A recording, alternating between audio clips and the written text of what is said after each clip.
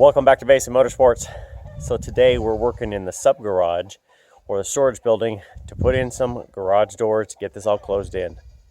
All right, so if you guys remember back last fall, we had built this building and we never got around to putting in the garage doors. So yesterday we came out and put in the headers. So you can see right there, you've got a 2x6 on each side there. We've got the strip across the top, and on the back side, you're gonna have a header right in there at the top. So these are stacked 2x12s, all secured in, so that way we can put in the vertical tracks, and then we'll put in the spring assist that goes across there. So obviously the tracks go back to approximately that beam there to these roll-up doors. So I've got to at least get the doors in here and block everything out and enclose it, and then we'll get the secondary tracks in to roll it up. Now in order to get my garage doors up, what I'll need to do is grab the tractor. I need to go grab the clamp-on forks and put those on the bucket, and then I'll get the doors brought up with the tractor. All right, so there is the tractor.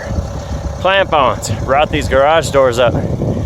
Now we bought these doors 5 years ago, and they've been sitting outside under a tarp. So the boxes aren't exactly in great shape anymore, but the doors will work. So we bought these doors for the barns actually up there, and then didn't like the design. Trying to load hay, we were going to do a roll-up door into our hay barn, or the hay section up there, and that just didn't work out. So we've had these here.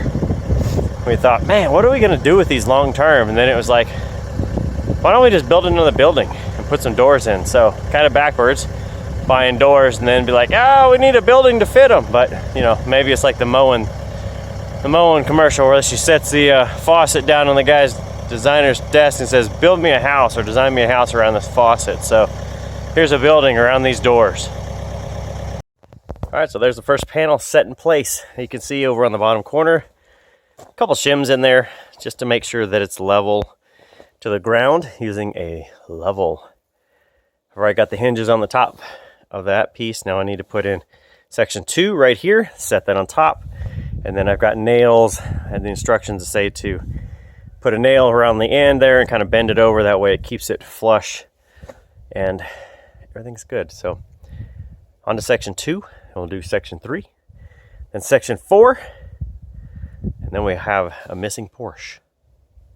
Right, there is the first door covering the Porsche in there. So we got it all in. Everything's in good shape. I'll show you the inside here. I'll put this next one on before I put these upper tracks on. But you can see everything now in here is well protected. No more snow blowing in. Everything's in. So I just need to put the upper piece that comes out and goes that way. Those will be the next, and I'm going to save those for later this week. At least the barn will be protected. No more cats in here or snow or anything else. So then now the next piece is to get this door on here. There's all my other pieces. Time to get working. All right, let's take a peek here. So, as you can see, the garage doors are done. I did a really terrible job of filming, but everything works. Now, doors are fully in. They do lock all around the edge there, and you can lift it by one hand. It's very easy. So you can see the springs run with the tracks, and here's the other door. It's completely in also.